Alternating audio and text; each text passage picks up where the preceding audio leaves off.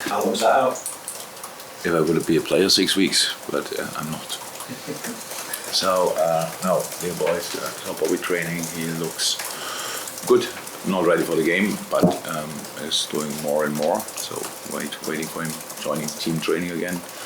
Pretty much same for Nabi. I think that's it, pretty much. Long-term injuries, but if it's stuff like this there, of course not involved. Obviously, there's been a lot said after the game, and the PGMOL released a statement saying Portierney acted in a professional manner throughout. Are you now able to clarify what was said between the two of you and what further thoughts have you had and what you had to say post-match? Yeah, so the whole situation is, it shouldn't have happened at all. That's how it is. Was out of emotion, was out of anger in that moment. Never a good leader for the things you do. That's why I celebrated the way I celebrated. There was a situation with a foul on Mo. No foul, but no foul in my view, and the foul's whistle was direct in front of my eyes, so I saw it was no foul. But he whistled it anyway, free kick, another free kick, and then the goal. And a minute later we score, so that's usually a moment where you should just be happy about that you could score a goal. But unfortunately I was still kind of angry. That needed to the way I celebrated. I didn't say anything wrong. I was shouting without you. It doesn't even make a lot of sense, but that was all. I couldn't get really close to the fourth official, which was that turn in this direction was already not right, and I didn't want to get close to him, not at all. It was just because then I felt my muscle. So that's it pretty much. Then we scored on set, and then Portierney came over to me. And I didn't expect at all a red card, to be honest. I know I had a red card not too long ago, and I didn't expect for a second a red card because I didn't feel that was right. I expected a yellow card in that moment. And he said to me, for me it's a red card, but because of him. That's what I understood. So it was loud in the stadium, but because of him, it's yellow. Show me yellow card, smiles my face, that's it. I didn't. Red card for what? So that's how I left. Stood there, left. Then game goes on. Final whistle. We go inside. Tried to calm down. Didn't work out properly. Go into all the interviews, and then in the interview I said what I said, and the things which were made of belonging what Portierney said to me, I didn't say. I said, I think everybody knows it meanwhile, but I said probably because you can find it out. I said that what he said to me was not okay. So, and actually I thought it's not okay because it was not a red card in my view. So that's it. And then the things happened. So, and I understand, I opened the box with that. Was not intentionally, but obviously I opened it. And your colleague stepped into it and wanted me to carry on. So he said all these words like was inappropriate or whatever. I don't know what kind of words he used, and I didn't respond to that. No, I stopped it here.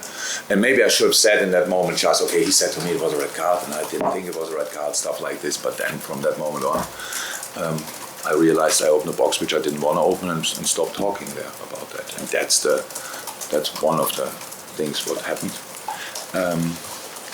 What was the rest? The rest was the things I said, how I feel, about how I felt in that moment about Portierney whistling our games. I know he's not. I'm very sure he's not doing it intentionally, but we have a history, and I cannot deny that. And I wish I'm not a resentful person, not at all. Not at all. I think it's a waste of time. I had to get over so many things in my life, and I get over them. But obviously, these kind of things what happened in the past in decisive games for us, if we were involved or not, they happened. Of course, didn't happen intentionally, but they're still there. So and that's a feeling, nothing else. So that's what I said, and I know that obviously the refs were really angry about what I said and go now for it. I heard I was lying and stuff like this, that I said that I never did. did a lot of things that day, but didn't lie. I shouldn't have said a couple of things, but lying was not involved in that. So that's pretty much the situation. Has there been a conversation, or will there be a conversation with Paul Tierney, with Howard Webb, to kind of smooth the situation over? I'm just thinking as well, there's been an incident this season with Andy Robertson, where obviously you got together with the PGMOL and Andy and the assistant referee on that occasion, and that was sorted out in that way. Is there a similar process to go through here? I don't know. It's not in my hands what's going on now. We won a football game 4-3 in a very spectacular manner, and the only headlines I created, and I really regret that. It's absolutely not necessary, and that's really not how it should be. I gave you all the opportunity, not your fault, to write everything. Everybody had to say about it, and these kind of things, and that's okay. But I have no clue what's happening now. We expect any kind of reaction because everybody tells us that something will come. But we didn't hear yet from neither FA nor from the refs or anybody else. You mentioned the result. It's now 6 games unbeaten, 4 wins on the bounce.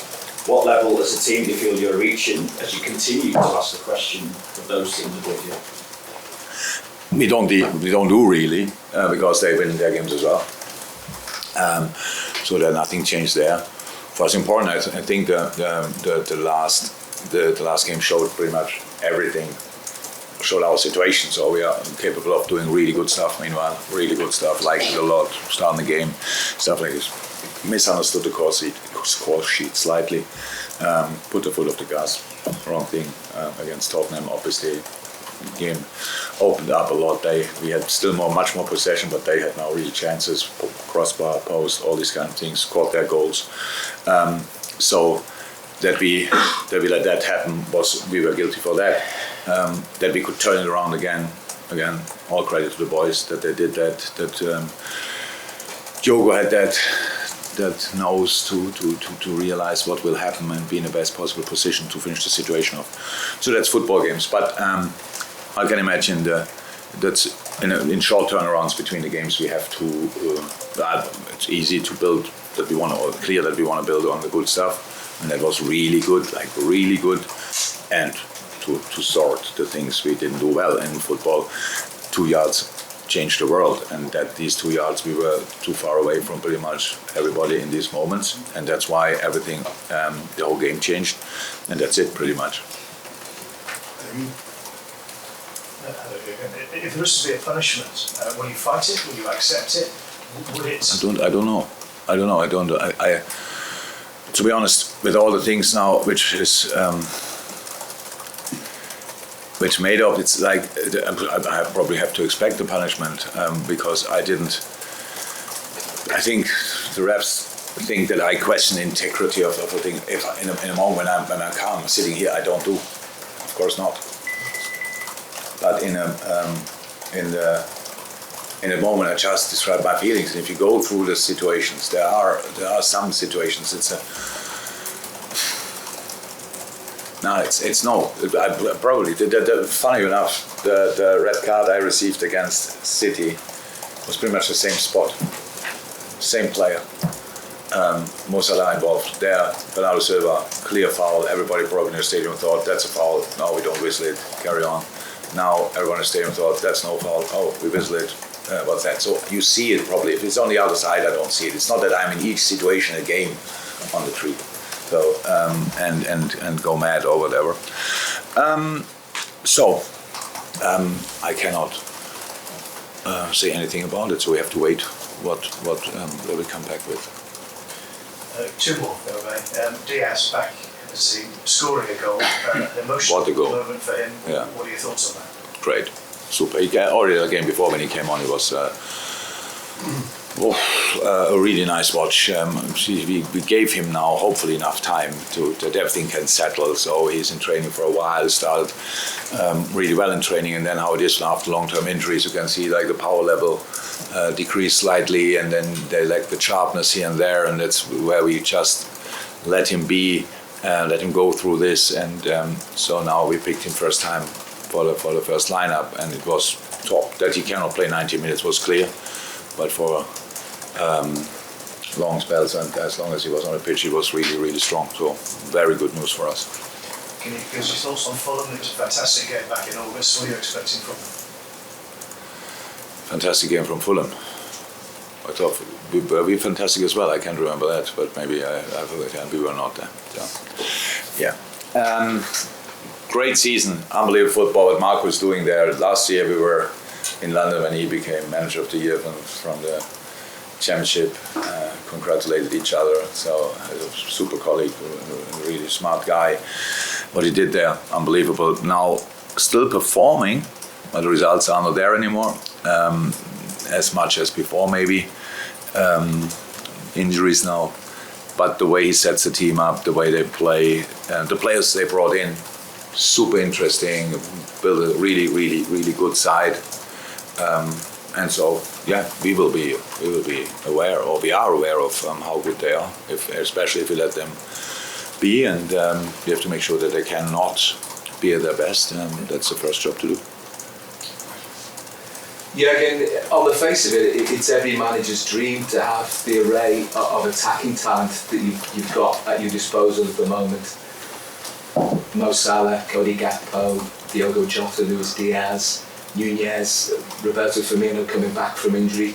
But how much of a challenge is it to select the right three for each specific game? And obviously rotation comes into it, and form and different sort of players coming back from injuries. But is it a case of certain games for certain players, at this stage of the season?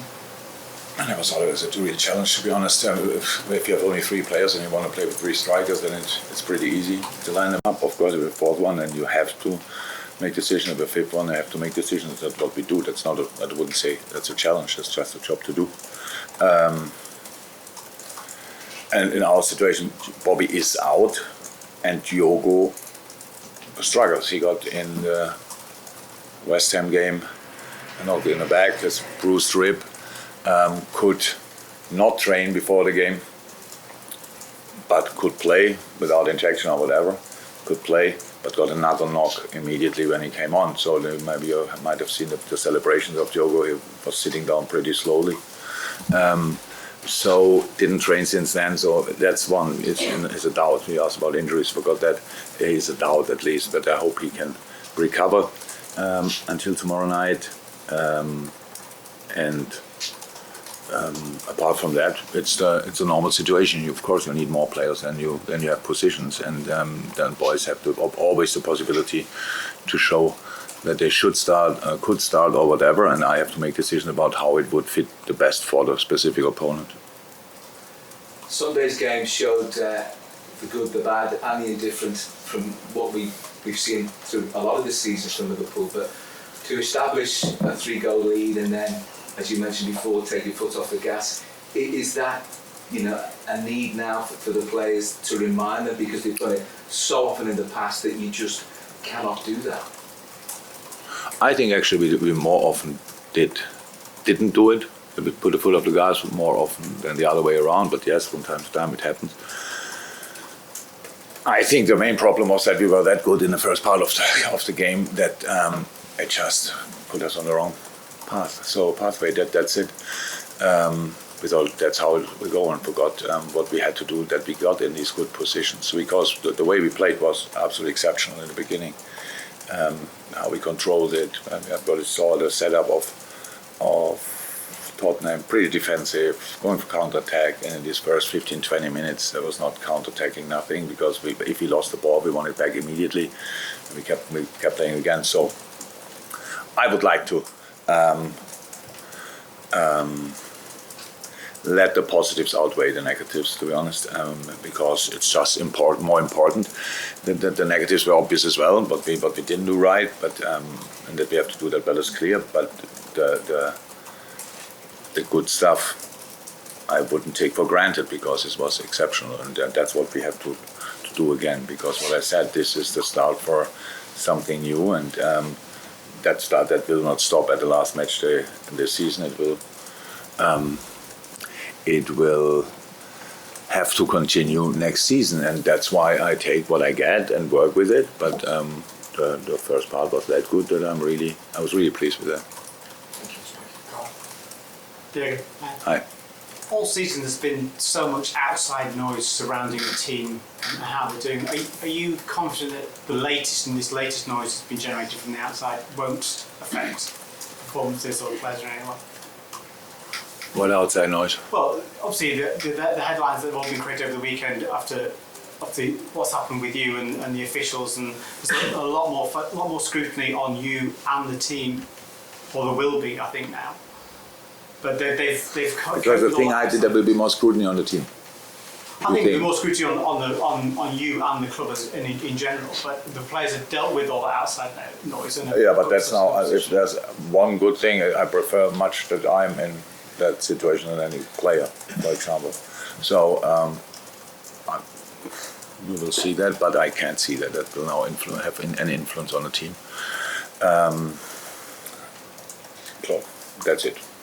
Hey, thank you so much for watching. Check out redmenplus.com, and if you join as a club legend on there at a yearly rate, you'll be instantly emailed 2 codes to get yourself 2 free pieces of merch from redmenmerch.com. Boss Liverpool t-shirts to sit in, watch and listen to our podcast. It's Boss, your boss. See you on redmenplus.com.